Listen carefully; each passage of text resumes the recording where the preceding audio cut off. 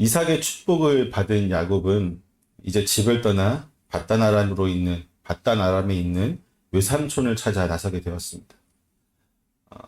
그가 집을 떠나게 된 것은 표면적으로는 아내를 구하기 위한 것이지만 사실상 형 에서의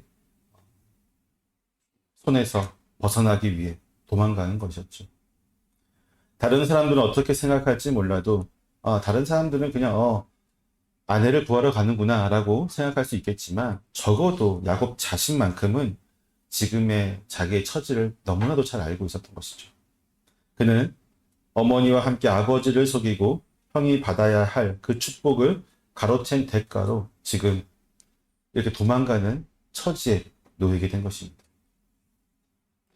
밧단 아람에서 하란으로 떠나는 야곱의 여정은 그의 할아버지 아브라함이 하란을 떠나 가나안으로 들어온 여정과 정반대되는 모습을 보여주고 있습니다. 아브라함은 본토 친척 아비의 집을 떠나 내가 내게 지시할 땅으로 가라고 하신 하나님의 명령을 따라 하란을 떠나서 이 가나안을 향해서 나아갔습니다. 그것은 믿음의 여정이었습니다. 또한 하나님이 예비하신 복의 길이기도 하였습니다. 때문에 하나님의 언약의 땅인 가나안을 떠난다는 것은요, 이 믿음의 길, 즉 복의 길을 떠나는 것과 같은 것입니다. 때문에 기근이 들어서 가나안을 떠나 애굽으로 내려갔던 아브라함은 비록 하나님의 큰 은혜로 큰 재산을 가지고 돌아올 수 있었지만 매우 큰 과실을 범하게 되고 동시에 믿음에 있어서 아직 연약한 모습을 보였던 것을 보게 됩니다. 또한 다시 기근이 들게 되었을 때 이삭에게 나타나신 하나님은 그가 약속의 땅인 가나안을 떠나서 애굽으로 내려가지 말라고 명령하십니다. 그렇게 막으시면서 하나님이 친히 그와 함께 하시고 복을 주시겠다라고 말씀을 주셨습니다. 즉 아브라함과 이삭이 정착한 이 땅은요, 하나님이 약속으로 주신 땅이기 때문에 그 땅에 머무르는 것만으로도 믿음의 증거요. 또 하나님의 약속에 대한 신뢰의 표현을 하는 것입니다. 어떠한 일이 있더라도 그 땅에 머물러야만 됩니다. 때문에 이 약속의 땅을 떠나는 것은 그 어떤 이유가 있다 할지라도 불신앙의 모습이 비춰질 수 없는 것입니다. 이것을 교회에 비춰도 마찬가지입니다. 교회는 하나님의 복이, 축복이, 언약이 약속되어진 곳입니다. 어떠한 이유가 있다고 할지라도 교회를 떠나는 것은 결국 불신앙의 모습입니다. 그런데 지금 야곱은 아브라함의 길을 거꾸로 가고 있는 정말 지극히 불신앙의 모습을 보이고 있는 것이죠. 그는 도망자가 되어서 가족과 정든 땅, 특히 약속의 땅을 떠나야 하는 처지가 되고 만 것입니다. 때문에 가나안 땅을 떠나고 있는 야곱의 발걸음은 결코 가벼울 수가 없습니다. 외삼촌의 집을 찾아간다고 하지만 그곳까지 가는 길이 너무나도 사실 막막한 심정일 것입니다. 어디가 하란인지, 어떻게 거기까지 갈 수 있는지, 외삼촌을 찾을 수 있는지, 만난다고 할지라도 그곳에서 발이라도 붙일 수 있을지, 과연 아버지가 원하는 그 아내를 얻을 수 있을지 등등 그런 것들을 생각하면서 모든 미래가 불확실한 것이 사실이기 때문에 하란으로 가는 야곱의 발걸음은 지극히 무거울 수밖에 없었습니다. 근데 사실 그렇기 때문에 매우 특징적인 것을 하나 발견하게 됩니다. 무엇이냐면 이스라엘의 지령을 좀 아시는 분들은 알겠지만 잘 보면요, 이 브엘세바에서 출발한 야곱이 하란으로 가기 위해 베델까지 올라갈 필요가 전혀 없어요. 사실 베델로 가는 길은 정말 나쁜 길이고 아무도 가지 않는 길입니다. 즉 그가 브엘세바에서 하란으로 여행하는 경로가 정상적인 루트가 아니었다고 하는 것이죠. 이삭이 살았던 브엘세바는요, 가나안 남쪽 네게부 평원에 위치해 있습니다. 거기에서 하란으로 가는 가장 쉬운 길은 평지를 따라 서쪽으로 가서 지중해 해안을 따라서 쭉 올라가는 거예요. 무깃돌을 지나 가보나움, 하솔, 다메섹 그리고 하란으로 가는 길이 가장 최적의 길이고 가장 많은 사람들이 이용하는 길입니다. 그런데 그는 평지의 그 길을 선택하지 않고요, 중앙에 있는 산지로 올라가요. 험한 산지를 계속해서 올라갑니다. 만약 그가 산지로 올라갔다면 예루살렘을 조금 지나 베냐민 평원에서 다시 동쪽 방향으로 틀어서 여리고 쪽으로 내려가서 요단강을 타고 올라가는 길도 있습니다. 하지만 그런데 그는 동쪽으로 틀지 않았어요. 오히려 더 깊숙하게 산으로 들어갑니다. 가장 험한 산악지도 들어가고 있는 것입니다. 그리고 그는 후에 이 베델이라고 불리는 이 자리까지 이르게 된 것이죠. 그가 의도적으로 남들이 다니지 않는 험한 길로, 그 산길로 들어왔다는 사실입니다. 하지만 그가 형 에서에게 쫓겨서 그 쫓기는 마음에 두려워서 이러한 길로 방향을 잡았는지, 아니면 아브라함이 처음 가나안 땅에 들어와서 하나님께 제사를 드렸던 그 지역을 찾아온 것인지 정확히 우리는 알 수 없습니다. 다만 확실한 것은 그가 의도적으로 자의에 의해서 이곳에 왔다고 하는 것이죠. 그 이면에는 뭐가 있을까요? 바로 하나님이 그를 친히 만나기 위해서 의도적으로 그를 이곳으로 이끄셨다고 하는 것이죠. 그리고 하나님의 의도는 약속의 땅 가나안을 떠나는 야곱에게, 즉 그가 그렇게나 형을 속이면서까지 받으려고 했던 하나님의 축복이 약속된 이 땅을 도망쳐야만 하는 야곱에게 하나님께서는 축복과 더불어서 그가 반드시 이 땅을 돌아오게 될 것이라는 약속을 하기 위해서 그를 이곳으로 친히 불러들이신 거죠. 모르겠어요. 야곱은 자신이 의지적으로 내가 이곳을 찾아왔다고 생각할지 모르겠지만 하나님이 그를 만나기 위해서 부르신 것입니다. 사람들이 다니지 않는 길, 사람들이 찾지 않는 길, 사람들이 편하게 생각하는 길이 아니라 바로 그 험하고 또 좁은 그 길로 하나님께서 부르신 것입니다. 야곱이 한 곳, 즉 베델에 이르렀을 때는 이미 해가 져서 어두워진 상황이었습니다. 아마도 산악 지역이기 때문에 일찍 해가 졌을 것으로 생각되어집니다. 가까운 곳에 루스라고 하는 성이 있었지만 그는 그곳으로 들어가지 않았습니다. 아마도 형의 추격을 두려워하였기 때문에 인적이 없는 길로 다니려고 하였던 것은 아닌가 생각이 되어집니다.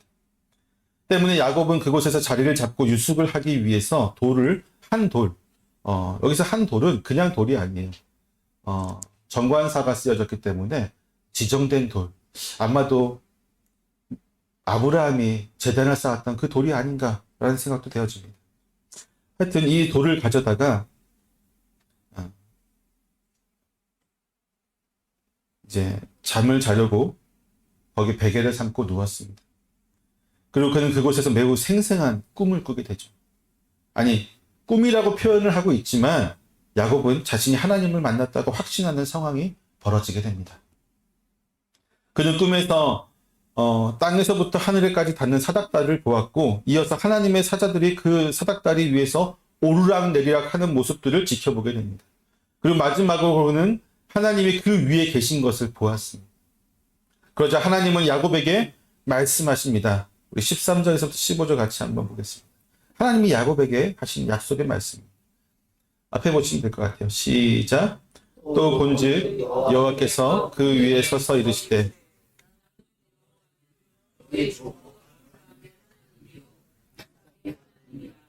내가 누워있는 땅을 내가 너와 내 자손에게 주리니 내 자손이 되어 내가 서쪽과 동쪽과 북쪽과 남쪽으로 퍼져나갈지며 땅의 모든 족속이 너와 내 자손으로 말미암아 복을 받으리라. 내가 너와 함께 있어 내가 어디로 가든지 너를 지키며 내가 내게 허락한 것을 다르기까지 너를 떠나지 아니하리라 하신지라. 아멘. 하나님의 말씀은 세 가지였습니다. 첫 번째는 자신이 누구인지를 밝히는 것이었고, 두 번째는 복에 관한 말씀이셨습니다. 그리고 마지막으로 하나님은 야곱의 안전에 대해서 약속하여 주십니다. 하나님이 자신이 누구인지를 밝히는 것을 신학적으로 하나님의 자기 계시라고 말합니다. 하나님의 자기 계시. 즉 하나님이 스스로 자신을 계시하여 주시는 것이죠. 특별히 본문을 비롯한 수많은 구약의 구절에서는 하나님이 자신이 택한 선지자와 같은 사람들에게 나타나셔서 그들에게 하나님의 말씀을 전하여 주기 전에 항상 내가 누구인가, 내가 누구인지, 나는 어떤 하나님인지에 대해서 계시하여 주십니다. 그리고 이러한 하나님의 자기 계시는 분명한 목적을 가지고 있어요. 창세기 15장 1절에서 하나님은 아브라함에게 뭐라고 말씀하시냐면 나는 내 방패요 너의 지극히 큰 상급이니라. 이는 아직까지 상속자가 없음에 괴로워하던 아브라함에게 하나님이 책임지고 상속자를 주시겠다고 하는 의미에서 하신 말씀입니다. 나는 그런 하나님이다. 또한 같은 장 7절에서도 하나님은 아브라함에게 나는 이 땅을 내게 주어 소유를 삼게 하려고 너를 갈대아인의 우르에서 이끌어낸 여호와니라 라고 말씀하십니다. 이 역시 아직까지 땅을 소유하지 못하고 떠돌아다니는 나그네의 삶을 살고 있던 아브라함에게 그의 마음을 안심시키시며 동시에 하나님의 계획을 그가 온전히 믿도록 하기 위해서입니다. 또한 창세기 26장 24절에서도 하나님이 이삭에게 나타나서 이렇게 말씀하세요. 나는 내 아버지 아브라함의 하나님이니 두려워하지 말라. 내 종 아브라함을 위하여 내가 너와 함께 있어 내게 복을 주어 내 자손을 번성하게 하리라. 이 역시 블레셋 사람들과 마찰 때문에 힘겨워하던 이삭을 위로하고 그에게 하나님의 약속을 굳게 믿게 하기 위한 하나님의 자기 계시였습니다. 즉 하나님은 특별한 목적을 위해서 그리고 그 목적의 대상이 되는 사람이 자신을 온전히 믿게 하기 위해서 내가 누구인가? 나는 어떠한 하나님이다 라는 것을 그 순간에 밝히시는 거예요. 방패이시다. 나는 언약의 하나님이다. 나는 약속을 지킨 하나님이다. 나는 너를 지킨 하나님이다. 너를 인도한 하나님이다.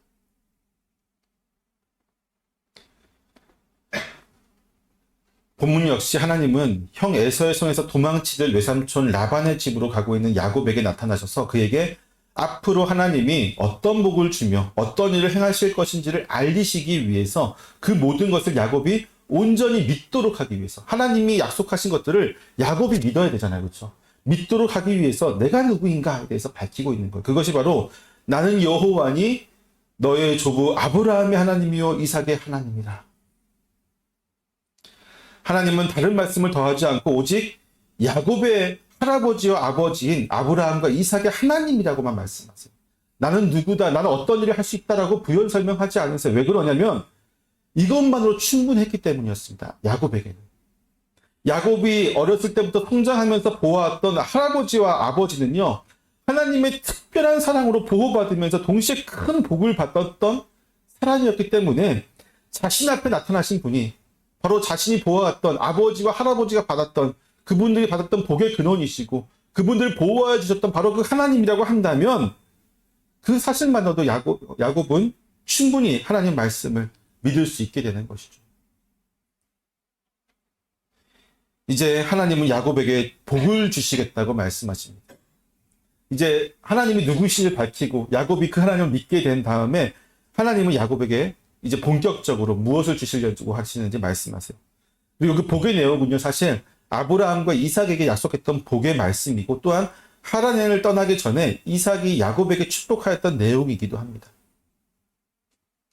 하나님이 아브라함, 이삭, 야곱 이 3대의 족장들과 언약을 맺으시면서 그 언약의 말씀은 조금씩 달랐지만 그 핵심이 되는 언약의 내용은 항상 같았어요. 뭐냐면 첫째는 땅을 주시겠다는 것이고 둘째는 자손을 번성하게 하여 주시겠다는 것입니다. 그리고 마지막으로 세 번째로 그분은 이 언약의 백성들을 통해서 다른 민족들도 복을 받을 수 있도록 만드시겠다고 하는 것이죠.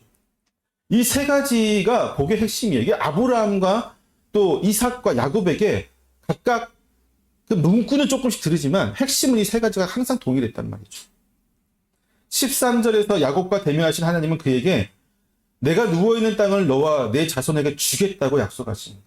또한 14절에서 하나님은 내 자손이 이 땅에 티끌같이 되어 내가 서쪽과 동쪽과 북쪽과 남쪽으로 퍼져나갈지라라고 말씀하시죠.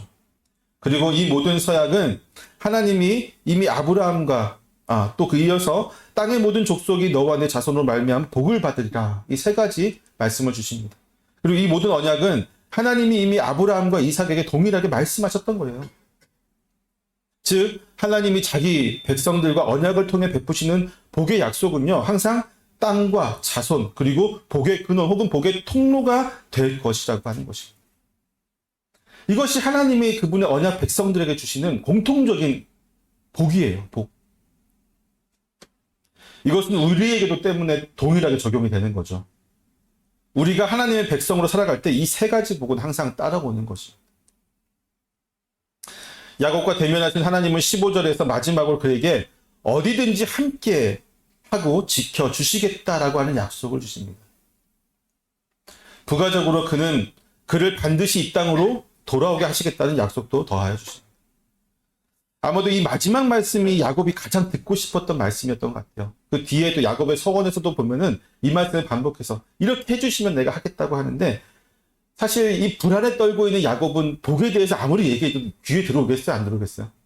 안 들어와요. 여러분 지금 도망자고 여러분 스스로가 지금 누군가에게 쫓기고 있고 여러 가지 불안한 가운데 있다고 할 때, 지금 내가 너에게 앞으로 많은 날이 지난 후에 너에게 이만한 것을 줄게라고 하면은 아무 소용이 없어요. 그렇죠? 그 주든 말든 상관이 없어요. 제일 받고 싶은 말은 뭐예요? 당장 지금 내가 널 지켜줄게. 너와 함께 해줄게. 이 말을 듣고 싶잖아요. 그거를 이제 마지막에 하나님이 하십니다. 생명의 위협, 낯선 땅으로의 피난, 정든 고향을 떠나야 하는 등의 일들로 두렵고 불안한 그에게 아브라함과 이삭을 지켜주시고 함께하여 주셨던 바로 그 하나님이 이제는 야곱과 함께 하면서 그가 있는 모든 것에서 그를 지켜주시겠다고 하여 주십니다. 야곱의 모든 불안 요소를 지금 이 한마디로 다 해결해 주시는 거예요. 이제 하란으로 떠나는 야곱의 발걸음 더 이상 무겁지 않을 것입니다. 그는 이제 안전을 보장받았기 때문입니다. 하나님 믿는 백성들도 그렇습니다.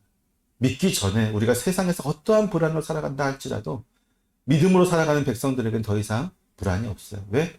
하나님이 함께 하시고 지켜주시고 인도하시기 때문이죠. 믿으십니까? 야곱이 베델을 떠나서 하란으로 가는 그 발걸음과 같이 저와 여러분의 발걸음도 그렇게 무겁지 않은 경쾌한 발걸음이 될 수 있기를 축원합니다. 때문에 야곱은 하나님이 그 크신 사랑 앞에서 어떤 큰 결단을 내리고 서원하려고 합니다. 잠에서 깬 야곱은 그저 막연한 마음에서 오게 된 이곳에 정말로 하나님이 계신다는 것을 알게 되고 두려워 떨게 됩니다. 야곱이 두려워한 것은 당연한 것이죠. 왜냐하면 하나님이 그를 지켜주시겠다고 했는데도 불구하고 두려워했다. 그게 아니라요. 신적인 존재를 만나는 인간이 연약한 때문에 항상 두려워 떨게 됩니다. 우리가 굉장히 높은 대통령을 당장 만난다고 생각해 보세요. 그리고 심지어 그 대통령이랑 우리가 어떤 관계가 있어요. 어떤 피해, 우리 조금만 실수해도 대통령에게 우리가 큰 어떤 피해를 입을 수 있는 상황이라서 갑자기 만났다고 해보세요. 그리고 헤어졌어요. 내가 말 실수는 하지 않았을까? 혹시라도 내가 조금 불경하는 모습을 보이지 않았을까? 두렵잖아요. 그렇죠? 아무리 그 윗사람이 아랫사람을 어루만지고 달래주고 사랑도 주고 다 해도 아랫사람의 입장에선 그래요. 특별히 직접적인 관계가 있을 때에는 어쩔 수가 없어요. 하물며 하나님과 인간이에요. 아무리 너와 함께하고 너가 복을 주고 너를 지켜주고 그 모든 말씀을 주셨다 할지라도 야곱의 입장에서는 하나님 만났다고 하는 그 자체만으로도 굉장히 두려워하겠죠. 때문에 그는 그곳에서 베개로 삼았던 돌을 가져다가 기둥으로 세우고 그 위에 기름을 부으며 하나님께 예배를 드립니다. 왜냐하면 그는 이곳이 하나님이 계신 곳으로 하나님이 집이며 하늘의 문이라고 생각하기 때문입니다. 그리고 그는 이곳을 하나님의 집이라는 뜻의 베델이라는 이름을 붙이게 되죠. 그리고 그는 하나님 앞에 다음까지 서원합니다. 22절부터 22절 같이 한번 읽어보겠습니다. 야곱의 서원을 같이 한번 읽어보겠습니다. 20절에서 22절 시작. 이 서원하여 이르되 하나님이 나와 함께 계셔서 내가 가는 이 길에서 나를 지키시고 먹을 떡과 이불을 주시고 내가 평안히 아버지 집으로 돌아가게 하시오면 여호와께서 나의 하나님이 되실 것이요 내가 기둥으로 세운 이 돌이 집이 될 것이요 하나님께서 내게 주신 모든 것에서 10분의 1을 내가 반드시 하나님께 드리겠나이다 하였더라. 아멘. 야곱은 어젯밤 꿈에서 하나님이 약속하신 것, 즉 그 중에서도 마지막에 그가 정말로 듣고 싶었던 약속대로 자신과 함께하여 주시고 지켜주시고 이곳으로 돌아오게 하여 주신다면 여호와께서 나의 하나님이 되실 것이고 자신이 기둥으로 세운 이 돌이 하나님의 집이 될 것이고 하나님께서 자신에게 주신 모든 것의 10분의 1을 드리겠다라고 서원을 합니다. 이 세 가지 서원을 좀 더 구체적으로 살펴보게 되면요. 먼저 여호와께서 나의 하나님이 되실 것이라고 하는 말은 자신과 자신의 가족들은 오직 하나님만을 섬기겠다라고 하는 고백입니다. 야곱이 여호와 하나님만을 유일한 하나님이라는 신앙을 가지고 있었는지는 확실하지 않지만 적어도 그는 하나님과 더불어서 다른 신들을 섬기는 행위는 절대로 하지 않겠다라고 지금 말하고 있는 거예요. 즉 자신은 자신이 어려울 때 찾아오셔서 지켜주시고 복을 주신 하나님만을 섬길 것이고 후에 자신의 이익을 위해서 다른 신들을 섬기는 행위는 절대 하지 않겠다는 것입니다. 좀 더 쉽게 설명하자면 하나님과 더불어서 다른 신들을 섬기는 행위를 하지 않겠다는 거죠. 다른 신들을 섬기거나 또 그 신들에게 절하는 행위를 절대 하지 않겠다는 것입니다. 하나님께서 이스라엘 백성에게 주신 10계명의 제1계명의 말씀을 지금 야곱이 자기의 입으로 서원하고 있는 것입니다. 두 번째로 그가 내가 기둥으로 세운 이 돌이 하나님의 집이 될 것이요 라고 한 서원은요, 그가 이곳에 하나님의 성전을 세울 것이라고 하는 말씀입니다. 여기서 기둥으로 번역된 말이 이제 마체바라는 단어인데, 이것은 가나안 사람들이 자신들의 성전의 가장 깊은 곳에 세웠던 신성한 돌을 가리킵니다. 즉 야곱은 앞으로 이곳에 성전을 세우겠다라고 하는 표식으로 이 돌을 기둥으로 삼은 것이죠. 또한 세 번째로 야곱은 하나님 앞에서 11조를 바치겠다라고 서원합니다. 11조는 은혜를 베푼 자에게 바치는 감사의 예물입니다. 창세기 14장에서도 살레막 멜기세덱이 축복하자 아브라함은 전리품으로 얻은 것의 10분의 1을 멜기세덱에게 바칩니다. 야곱은 자기를 보호하고 복주시는 하나님을 영원히 잊지 않겠다는 의무로 감사의 예물을 바치겠다고 지금 서원하는 것이죠. 그냥 하나님이 자신에게 주신 모든 것의 10분의 1을 드리겠다라고 말합니다.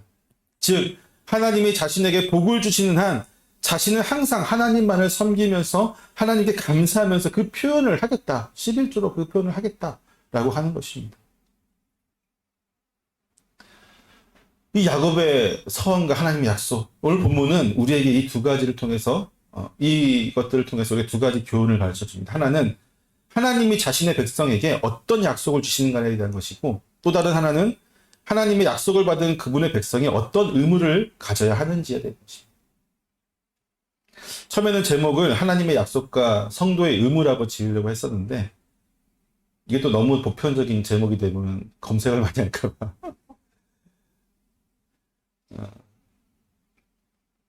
본문에서 하나님이 야곱에게 땅과 자손을 주시고 또 그를 복의 통로가 되게 할 것이라고 하는 이 언약의 말씀은요, 그분의 백성이 된 우리에게도 동일하게 적용되는 말씀입니다. 우리 역시 하나님의 언약 백성이 됨으로써 그분의 언약을 보장받게 되는 거예요. 그분은 우리들에게 이 땅에서 우리가 평안하게 살 수 있도록 복을 주실 것입니다. 자녀들을 통해서 더욱 행복한 삶을 살 수 있게 할 것입니다. 또한 우리와 관계를 맺는 모든 이들이 우리를 통해서 더 많은 복을 받게 될 것입니다. 우리를 선택하시고 언약 백성으로 삼으신 것이 바로 이러한 복을 주기 위해서요. 이 땅에서 우리가 행복하게 살고 또 자녀를 통해서 번성하게 되고 우리를 통해서 많은 이들이 더 큰 행복을 누릴 수 있게 하는 것, 우리가 하나님의 영광을 나타내는 것, 그것을 위해서 저와 여러분을 다 하나님께서 언약 백성으로 삼으셨다고 하는 것입니다. 더불어 그분은 우리가 어디를 가든지 또 어느 곳에 있든지 함께 하실 것입니다. 모든 상황에서 우리를 지키실 것입니다. 다윗이 내가 사망의 음침한 골짜기를 다닐지라도 해를 두려워하지 않을 것은 주께서 나와 함께 하심이라. 주의 지팡이와 막대기가 나를 안위하시나이다 라고 고백하는 것이 우리의 고백이 된다. 우리가 믿는 하나님이 바로 우리를 그렇게 인도하십니다. 하지만 우리 역시 하나님의 그 언약 앞에서, 하나님의 약속하신 복의 언약 앞에서 야곱의 서원과 같은 의무를 다해야 할 필요가 있습니다. 야곱의 서원이 단순히 야곱만 행해야 되고 우리는 상관이 없습니다라고 할 것이 아니라 야곱의 서원은 야곱의 후손이기도 한 우리의 서원이기도 한 것이죠. 야곱의 서원처럼 우리는 오직 하나님 한 분만을 섬겨야 합니다. 하나님은 10계명의 제1계명에서 너는 나 외에 다른 신들을 두지 말라고 하십니다. 하나님은 우리가 하나님과 더불어서 다른 것들을 섬기기를 원하지 않으십니다.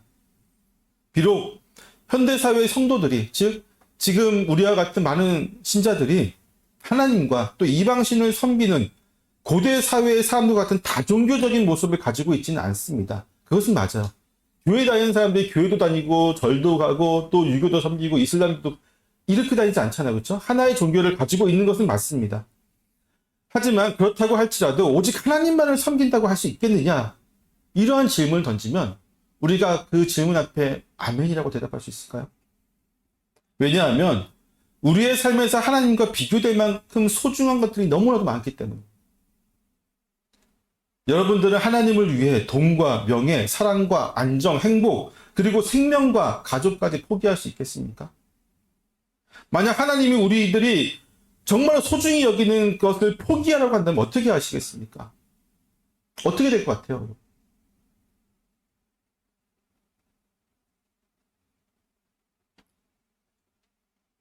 아브라함의 소원을 생각해 보세요. 아브라함은 이삭을 바쳤죠.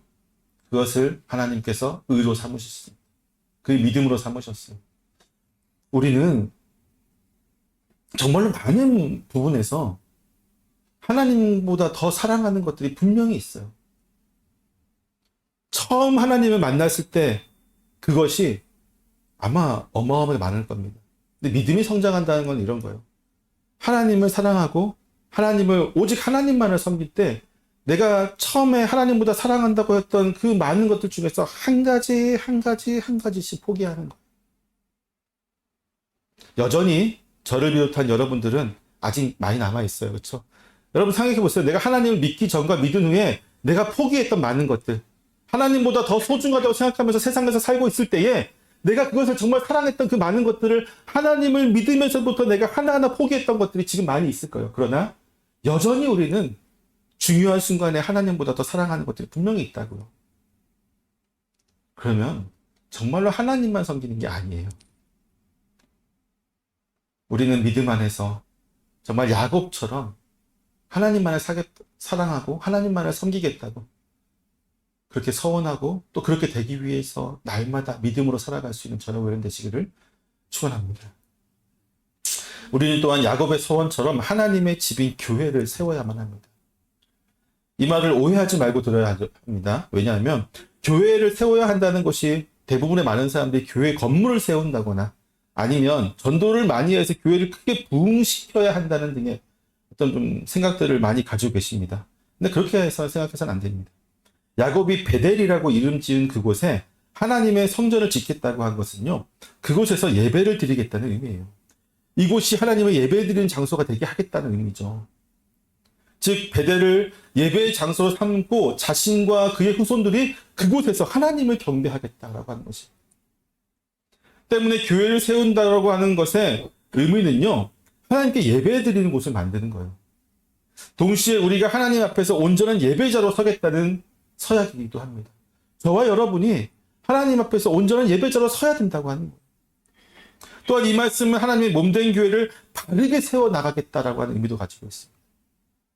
하나님의 교회가 말씀 안에서 세워지고 하나님의 통치가 이루어지고 하나님의 뜻이 온전히 이루어지는 교회로 우리가 그렇게 만들어 나가겠습니다. 그런 교회를 세워나가겠습니다. 이것이 이 말씀의 참된 의미입니다. 굳이 건물을 어마어마한 건물을 쌓는 게 아니라 남들이 보기에도 부러울 만한 많은 성도들을 가진 것을 자랑하는 것이 아니라 온전한 예배자들이 모인 곳, 온전한 하나님의 말씀이 이루어지는 곳, 그리스도의 직접적인 통치가 이루어진 그러한 교회를 만들어가는 것, 그것이 성도의 사명인 것이죠. 마지막으로 우리는 야곱의 서원처럼 11조를 통해 하나님의 은혜에 감사하는 삶을 살아야 합니다. 11조 설교를 정말 몇 년 만에 이걸 본문이 나와서 몇 년 만에 해보는 것 같은데 그래요. 길게 안 합니다. 11조 설교가 아니니까. 우리의 모든 것은 다 누가 주신 것입니까? 하나님이 주신 것이. 그래서 11조를 해야 됩니다. 때문에 성도는 하나님이 베풀어 주신 모든 것에 대한 감사의 표현이 있어야만 하죠. 그리고 그 감사의 표현에 대한 대표적인 것 중에 하나가 바로 11조 헌금입니다. 하지만 11조를 단순히 물질적인 것으로만 생각해서는 안 됩니다. 하나님이 우리에게 주신 것이 단순히 물질적인 것만 주신 것이 아니잖아요. 우리에게 너무나도 많은 것을 주셨습니다. 우리의 생명도 주신 것이 그분이시고 우리의 시간과 우리의 삶의 모든 것이 바로 하나님이 우리에게 주신 것이죠. 때문에 단순히 교회에서 11조 헌금을 낸 것으로 우리는 11조의 의미를 다 했습니다. 나는 하나님께서 나에 주신 모든 것에 대한 감사의 표현을 다 했습니다. 라고 하는 것은 굉장히 오만한 생각인 것입니다.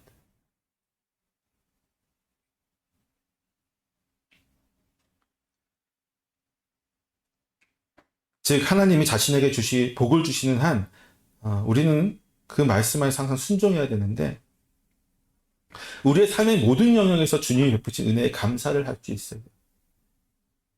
내가 직업을 가지고 있다면 직업을 주신 것, 나에게 풍족한 삶을 주셨다면 그 삶에 대한 것, 또 나에게 넉넉한 시간을 주셨다면 그 시간에 대한 것, 반대로 바쁜 시간을 주셨다면 그 바쁜 시간을 통해서 또 하나님께서 나에게 역사하실 것을 항상 우리는 감사하는 마음으로 하나님께 그 11조를 드려야 됩니다. 사랑하는 성도 여러분, 아브라함과 이삭과 야곱을 통해서 맺으신 하나님의 언약은 아브라함의 영적 자손인 우리에게도 직접적으로 연결되어졌습니다. 때문에 하나님이 약속하신 복과 은혜 아래에서 우리는 지금 살아가고 있다는 것을 믿어야 합니다. 하나님의 자신의 이름으로 맺으신 약속이기 때문에 하나님은 반드시 이 약속을 지키십니다. 때문에 우리 역시 그 약속의 앞에서 우리의 의무를 다해야 할 것입니다. 야곱의 서원이 우리의 의무가 되어져야만 한다는 것이죠. 하나님만 약속을 지키시고 우리는 외면하면 안 되지 않겠습니까? 야곱은 말합니다. 하나님이 약속을 지키시면 자신도 하나님을 위해서 살겠습니다. 사랑하는 성도 여러분, 하나님은 약속을 지키십니다. 아멘. 우리도 야곱처럼 하나님을 위해 사는 그런 저와 여러분 되시기를 축원합니다. 아멘. 기도하겠습니다.